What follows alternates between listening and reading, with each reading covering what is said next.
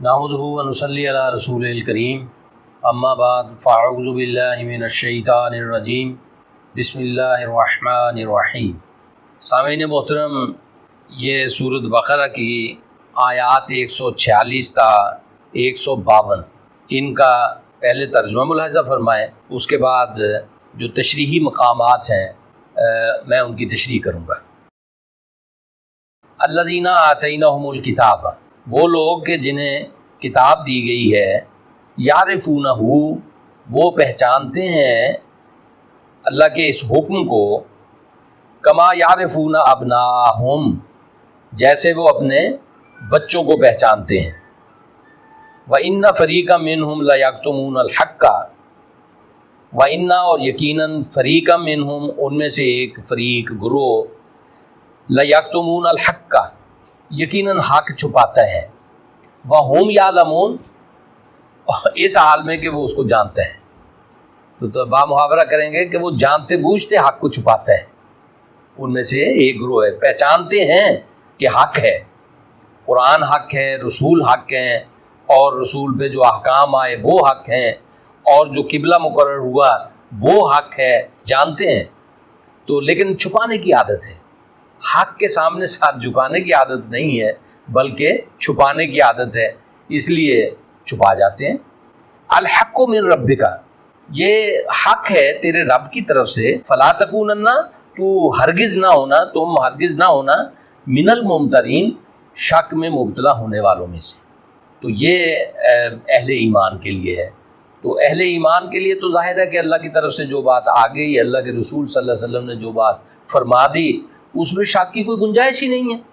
وہ تو ایمان بالغیب ہے، اور حاضر ہیں رسول اللہ صلی اللہ علیہ وسلم جو لوگوں کے سامنے موجود تھے، اور جن کی زندگی کو انہوں نے دیکھا تھا، جن میں آپ نے جن میں عمر گزاری تھی، تو اللہ نے اس عمر کو بھی دلیل نبوت کے طور پر پیش کیا۔ فرمایا کہ میں نے تمہارے اندر ایک عمر گزاری ہے کہ تو عقل سے کام نہیں لیتے، تو جسے صادق اور امین کہتے ہو، اس کے بارے میں تم کیسے کہہ سکتے ہو کہ وہ جو اللہ کی طرف جھوٹ منسوب کر رہے ہیں، یا اللہ کی طرف سے جو ہدایت لائے ہیں وہ اپنی طرف سے بنا کے اور اللہ کی طرف منسوب کر رہے ہیں، کیسے کہہ سکتے ہو؟ ان کی سابق زندگی کے اندر اس نوعیت کی کوئی مثال ملنی چاہیے تھی، جو کہ موجود نہیں ہے۔ وَلِكُلٍّ وِجْهَةٌ هُوَ مُوَلِّيهَا، ہر ایک کے لیے ایک سمت ہے اور اس کی طرف وہ رخ کرتے ہیں، اور ٹھیک ہے جی، کریں، لیکن مسلمانوں تم نے کیا کرنا ہے؟ فَاسْتَبِقُوا الْخَيْرَاتِ، بھلائی کے کاموں میں تم ایک دوسرے سے بڑھنے کی کوشش کرو۔ ہاں جی، یہ ہے اسلام، کہ آپ دنیا کے اندر حسنات میں، بھلائیوں میں، خیرات کے کاموں میں، نیک کاموں میں آپ کا کوئی مقابلہ نہ ہو۔ اینما تکونوا یاتی بکم اللہ جمیعا، ہاں جی، جہاں کہیں بھی تم ہوگے، یاتی بکم، لے آئے گا تمہیں اللہ جمیعا، تم سب کو اکٹھا کر لے گا، اور اس کے بارے میں فیصلہ بھی فرما دے گا۔ ان اللہ علی کل شیء قدیر، بے شک اللہ ہر چیز پر قادر ہے۔ ومن حیث خرجتا، جہاں سے بھی آپ نکلیں، فول وجہک شطر المسجد الحرام، آپ اپنے رخ کو مسجد حرام کی طرف پھیر لیں، یعنی خانہ کعبہ بیت اللہ جو ہے وہ اس کو مرکز قرار دے دیا گیا، اور جہت اس کو بنا دیا گیا۔ اب دنیا میں جہاں پہ بھی مسلمان ہوں گے، وہ خانہ کعبہ کی طرف رخ کر کے ہی نماز پڑھیں گے، اسی کو اپنا مرکز بنائیں گے، اسی کی طرف کھینچے چلے آئیں گے، اسی کی زیارت کے لیے آئیں گے، اور اسی کا حج کریں گے، اسی کا طواف کریں گے، اور اس کے لیے ہی اسی کی طرف منہ کر کے نمازیں پڑھیں گے۔ وَإِنَّهُ لَلْحَقُّ مِن رَبِّكَ، وَإِنَّهُ، اور یقیناً یہ بات حق ہے، من ربک، تیرے رب کی طرف سے، وَمَا اللَّهُ بِغَافِلٍ عَمَّا تَعْمَلُونَ، اور اللہ غافل نہیں ہے، بے خبر نہیں ہے، عَمَّا تَعْمَلُونَ، اس سے جو تم کرتے ہو۔ وَمِنْ حَيْثُ خَرَجْتَ، جہاں سے بھی آپ نکلیں، فَوَلِّ وَجْهَكَ شَطْرَ الْمَسْجِدِ الْحَرَامِ، اپنا چہرہ مسجد حرام کی طرف کر لیجئے۔ حیث ما کنتم، ہاں جی، اور پھر سب کو کہا مسلمانوں کو، جہاں کہیں بھی تم ہو، فولوا وجوہکم شطرہ، اپنے چہرے کو پھیر لو اسی کی طرف، یعنی بیت اللہ کی طرف۔ لئلا یکون للناس علیکم حجۃ، تو اللہ تعالیٰ نے یہ حکم اس لیے نازل کیا ہے کہ لوگوں کو یہ کہنے کا موقع نہ ملے کہ ہمیں تو اللہ کے حکم کا پتہ ہی نہیں چلا۔ وہ اپنے اپنے معتقدات پر ڈٹے رہیں اور اپنے اپنی جو جہتیں ہیں ان کو اختیار کیے رکھیں اور اپنے مذاہب کی پیروی کرتے چلے جائیں۔ تو خود رسول اللہ صلی اللہ علیہ وسلم کے پیروکار بھی، ہم تو چونکہ ہمیں تو یہ چیز پیدائشی طور پہ مل گئی، اس لیے پیدا ہوتے ہی ہم یعنی شعور پکڑتے ہی ہمیں پتہ ہوتا ہے کہ جی ہمارا کعبہ کون سا ہے اور اس کی طرف رخ کرنا ہے۔ لیکن جو عہد نبوی میں لوگ تھے، چاہے وہ مشرکین عرب ہوں، یہود ہوں، نصارہ ہوں، تو یہود و نصارہ کے تو اپنے اپنے کعبے تھے یا رخ متعین کرنے کے لیے جگہ تھیں، اور مشرکین کا کعبہ اگرچہ بیت اللہ تھا لیکن اس کے باوجود انہوں نے بت بھی رکھے ہوئے تھے، یعنی اپنے اپنے بت رکھے ہوئے تھے اور اس کی طرف وہ منہ کر کے اس کی طرف متوجہ ہو کر وہ دعائیں کرتے تھے، یا اللہ تعالیٰ سے تو خیر کیا کرنی ہے، وہ بتوں سے ہی کرتے تھے۔ تو اس طرح سے اللہ تعالیٰ نے اس کو واضح کیا کہ لوگوں کو یہ کہنے کا موقع نہ ملے کہ جی ہمیں تو پتہ ہی نہیں چلا۔ تو اللہ نے رسول بھیجے اور ان پر کتاب نازل فرمائی اور اس کو حکم دیا کہ جو کچھ آپ پر اللہ کی طرف سے نازل ہو رہا ہے یہ سب لوگوں تک اس کو پہنچا دو۔ اور نبی پاک صلی اللہ علیہ وسلم نے جب پہنچا دیا تو پھر اپنے پیروکاروں سے پوچھا کہ بھئی میں نے پہنچا دیا وہ حق جو میری طرف سے آیا، اللہ کی طرف سے آیا تھا، کہ جی ہاں آپ نے پہنچا دیا۔ اور انہوں نے فرمایا کہ جو یہاں پہ موجود ہیں وہ اس حق کو ان لوگوں تک پہنچا دیں وہ جو یہاں موجود نہیں ہیں۔ تو گویا امت کے ذمے پھر یہ کام امت کے سپرد ہوا کہ وہ اس حق کی گواہی دیں اور اس پیغام کو عام کریں۔ الا الذین ظلموا منہم، ہاں یعنی لوگوں کے پاس کوئی یہ کہنے کی گنجائش نہ رہے کہ ہمارے پاس تو اللہ کا حکم نہیں آیا، سوائے ان لوگوں کے جو ظالم ہیں ان میں سے۔ اب یہاں پہ ظالم جو اپنے معتقدات کے ساتھ، اپنے عقائد کے ساتھ، اپنے پرانے مذہب کے ساتھ اس طرح سے جڑے ہوئے ہیں جی، کیونکہ ان کے مفادات اور مقام انہی کے ساتھ وابستہ ہے اور وہ نہیں آنا چاہتے تھے قرآن مجید کی طرف، اور اب بھی صورتحال کچھ ایسی ہی ہے۔ فلا تخشوہم واخشونی، تو یہ جو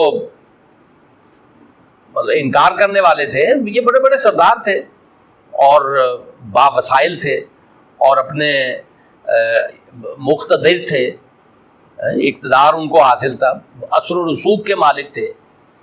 تو لیکن رسول اللہ صلی اللہ علیہ وسلم ان سب کے اندر اکیلے، چھوٹی سی مدینے کی ریاست بن گئی تھی لیکن ابھی تک اسے وہ قوت حاصل نہیں ہوئی تھی۔ یہ 2 ہجری کا واقعہ ہے، یعنی 1 سال ہوا ہجرت کو، دوسرے سال پھر یہ صورتحال پیش آئی۔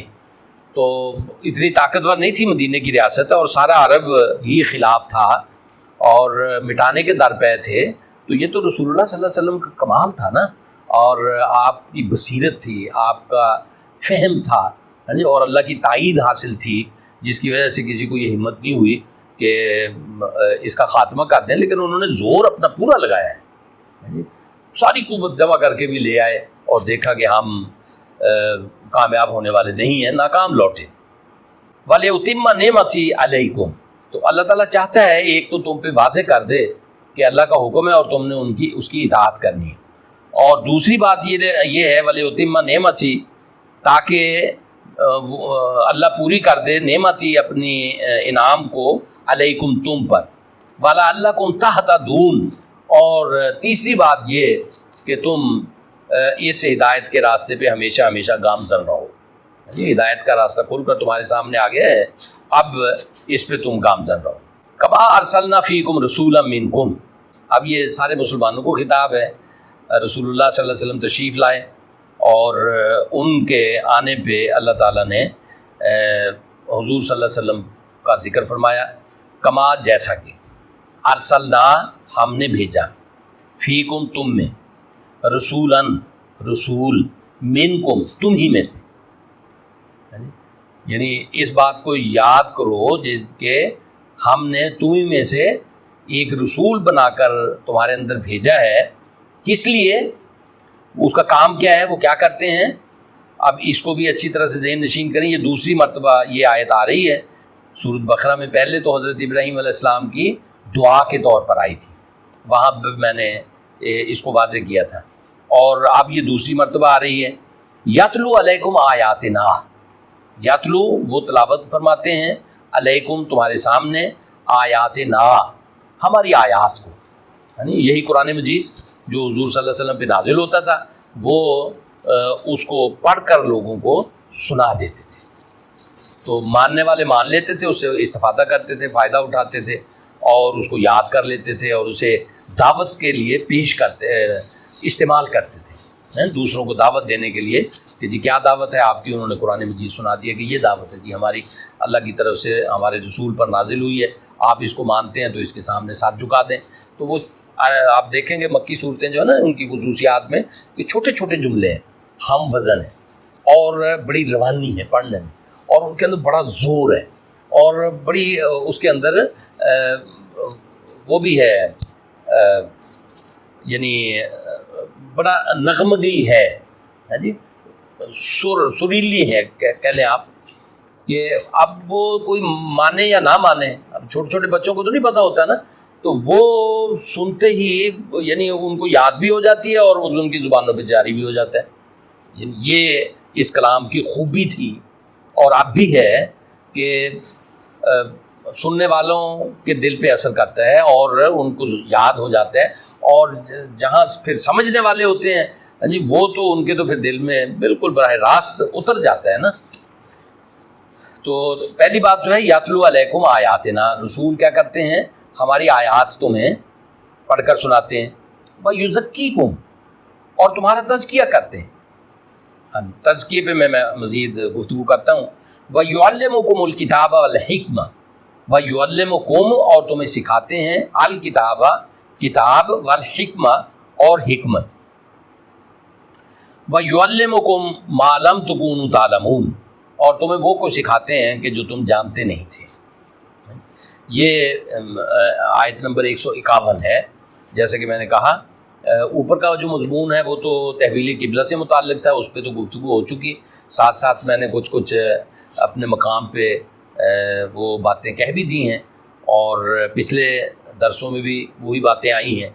تو مطلب حاتمی اور آخری بات کیا، حاتمی تو نہیں ہو سکتی، میری اس سلسلے میں میری آخری بات جو پہلی بھی ہے اور آخری بھی ہے کہ اب اللہ تعالیٰ نے حکم فرما دیا، فیصلہ فرما دیا کہ یہود و نصارہ سے امامت لے کر، اور مشرکین مکہ سے جہاں جہاں پہ بھی ان کی یہ سیادت اور امامت قائم تھی، اسے لے کر اب جناب امت محمد صلی اللہ علیہ وسلم کو یہ منصب تفویض کر دیا گیا۔ امت محمد کہیں، امت مسلمہ کہیں، جو قرآن مجید میں حضرت ابراہیم علیہ السلام کی زبانی اللہ تعالیٰ نے فرمایا ہے، اور باقی جگہوں پہ بھی آیا ہے کہ تمہارا نام مسلمان رکھا من قبل وفی ھذا، اس کتاب کے اندر بھی اور اس سے پہلے بھی۔ تو امت مسلمہ، حضرت ابراہیم علیہ السلام نے بھی دعا فرمائی تھی کہ یہاں امت مسلمہ پیدا فرما دی، تو اس پہ میں پیچھے بھی گفتگو کر چکا ہوں۔ تو امت محمد صلی اللہ علیہ وسلم یا امت مسلمہ کو اللہ تعالیٰ نے دنیا کی امامت پہ فائز کر دیا، اور یہاں سے تاریخ کا ایک نیا دور شروع ہوتا ہے، قرآن مجید کی تعلیمات پر مبنی نظام کا دور، اور قرآن مجید کو ماننے والے مسلمانوں کا دور، اور اس سب کے لانے والے، رہنمائی فراہم کرنے والے حضرت محمد الرسول اللہ صلی اللہ علیہ وسلم کا دور۔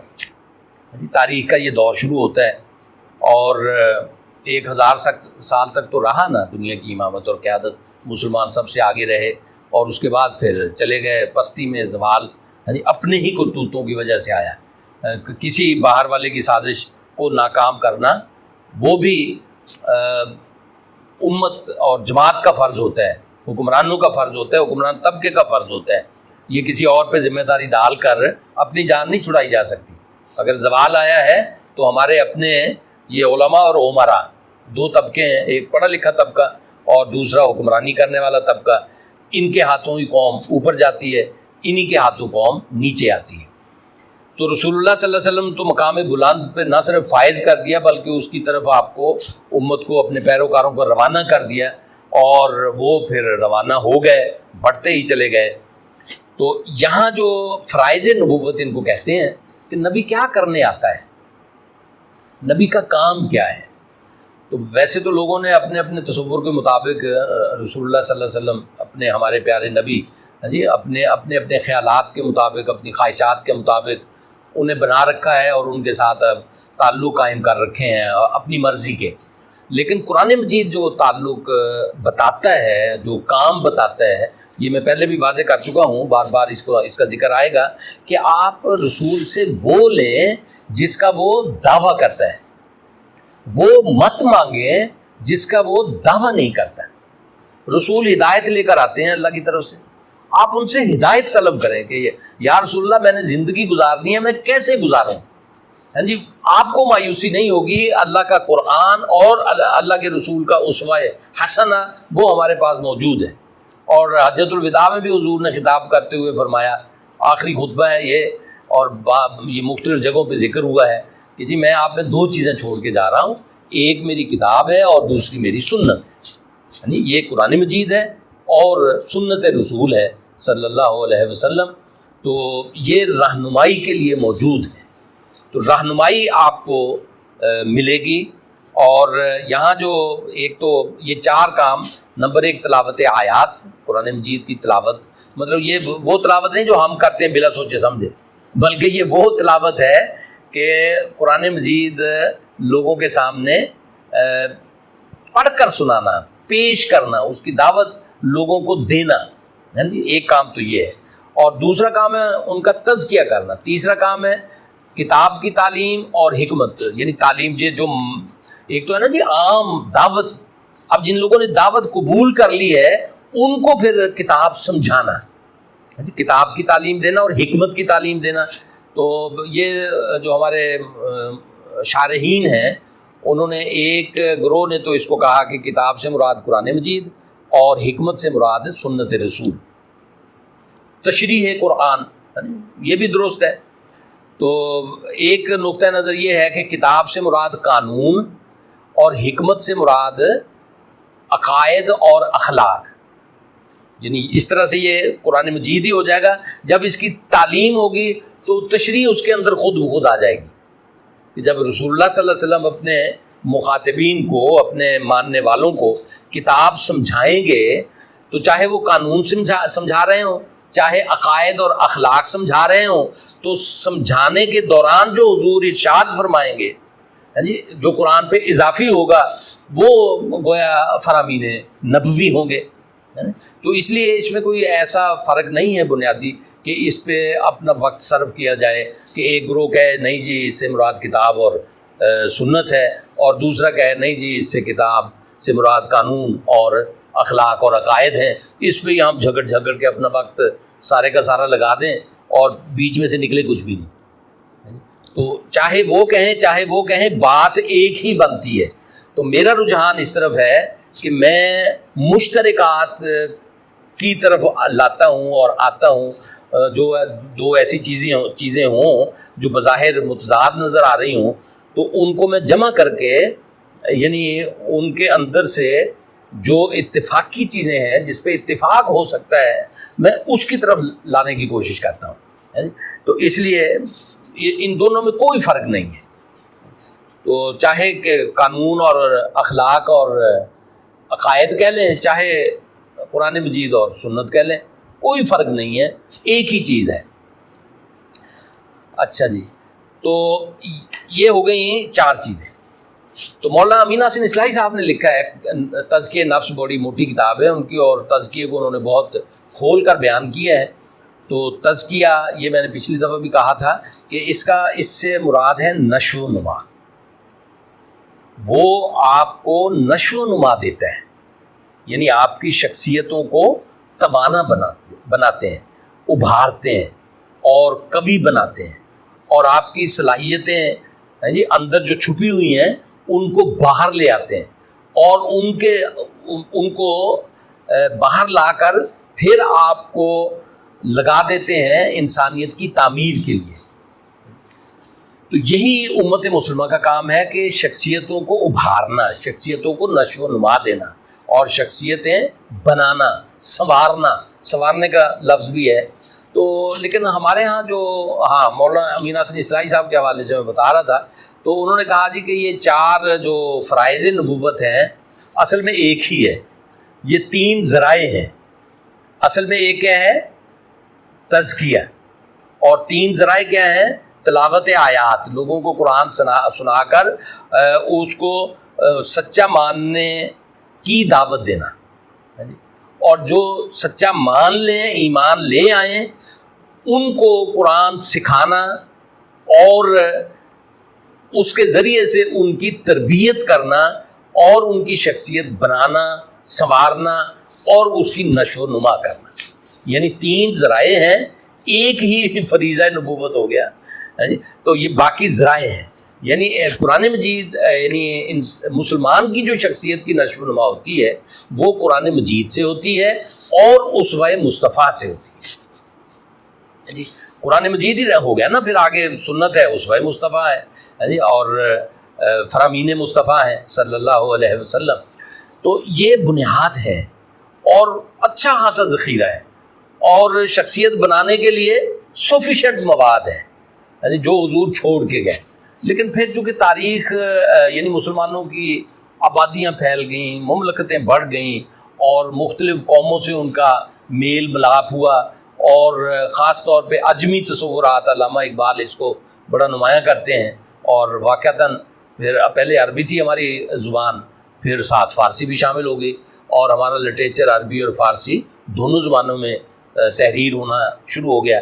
تو عربی زبان جب تک رہی تب تک تو عربی اثرات رہے، لیکن جب فارسی زبان آ گئی تو پھر فارسی کے اثرات بھی مسلمانوں کے اوپر آ گئے۔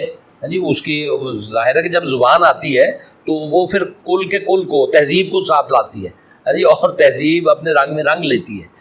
تو اس طرح سے عربی اور فارسی دونوں زبانیں، تو فارسی کی وجہ سے علامہ اقبال کا خیال ہے کہ اچھا خاصا عجمی تصورات نے مسلمانوں کو متاثر کیا، مسلمانوں کے افکار کو متاثر کیا، مسلمانوں کے علوم کو متاثر کیا، حتیٰ کہ یہاں تک کہا کہ تمدن، تصوف، شریعت، کلام، بتان عجم کے پجاری تمام، یہ امت روایات میں کھو گئی، حقیقت خرافات میں کھو گئی۔ تو یہ روایات جو ہمارے ہاں بہت سارا ذخیرہ جمع ہو گیا ہے، تو یہ بھی اسرائیلیات آ گئی اس میں۔ خالص قرآن جو ہے وہ بھی ان کے نیچے دب گیا، اور ان چیزوں کو غلبہ حاصل ہو گیا، اور ان کا پھر چلن عام ہو گیا، اور لوگ واعظین ہمارے ہیں وہ قصے کہانیاں سناتے ہیں۔ تو کچھ اذکار ہمارے صوفیہ کرام آئے میدان میں، اس وقت ظاہر ہے کہ وقت بہت تھا، اور ان کو نوجوانوں کے لیے ضرورت تھی کہ ان کو کسی نہ کسی مصروفیت میں لگایا جائے۔ فتوحات تو ہو گئیں، جنگیں اس درجے میں نہیں رہیں، یا کچھ لوگ جنگوں کے لیے ہو گئے، باقی سارے اگر فارغ بیٹھے ہوئے ہیں تو انہیں چلو جی ذکر میں لگاؤ۔ تو ذکر کے مختلف طریقے ہر ایک نے اپنے طور پہ ایجاد کیے، ان کو تزکیے کا ذریعہ بتایا۔ پھر یہ چیزیں اتنی پختہ ہو گئی ہمارے ذہنوں کے اندر کہ اس کے بغیر تزکیہ نہیں ہو سکتا۔ تو حالانکہ قرآن مجید جو ہے وہ تزکیہ کا ذرائع کس کو بتاتا ہے؟ نمبر 1 قرآن مجید، اور نمبر 2 اسوہ مصطفیٰ صلی اللہ علیہ وسلم۔ تو حضور نے قرآن مجید ہی کے ذریعے سے شخصیتوں کو بنایا اور اپنی شخصیت کو گھول کے ان کے اندر اتارا۔ تو وہ اصل میں آئیڈیل ہیں، حضور صلی اللہ علیہ وسلم ہمارے لیے آئیڈیل ہیں۔ تو جو کچھ حضور کی سیرت میں ہے اس کو ہمیں اپنانا ہے، اور اس کے ذریعے سے ہمیں پھر اوپر جانا ہے اور آگے جانا ہے۔ تو اس طرح سے یہ تزکیہ ہے جو رسول اللہ صلی اللہ علیہ وسلم نے شخصیتوں کا کیا، کہ ان کی نیکی کو بڑھایا، ان کی خیر کو بڑھایا، ان کی صلاحیتوں کو بڑھایا، اور پھر بڑی ہوئی صلاحیتوں کے ذریعے سے ان کو قوم کی تعمیر پہ لگایا۔ تو اللہ تعالیٰ نے اس کا ذکر اب دوسری دفعہ کیا ہے، اور آگے بھی آئے گا، یہ ذکر بار بار آئے گا، اس لیے ہمیں اس پہ توجہ رکھنی ہے اپنی، کہ اپنی شخصیتوں کی نشو و نما کرنی ہے، اور ان شخصیتوں کے ذریعے سے ہی پھر سارے کا سارا باطل کا بھی مقابلہ کرنا ہے، ناحق کا بھی مقابلہ کرنا ہے، اور حق کو بھی عام کرنا ہے۔ وآخر دعوانا ان الحمد للہ رب العالمین۔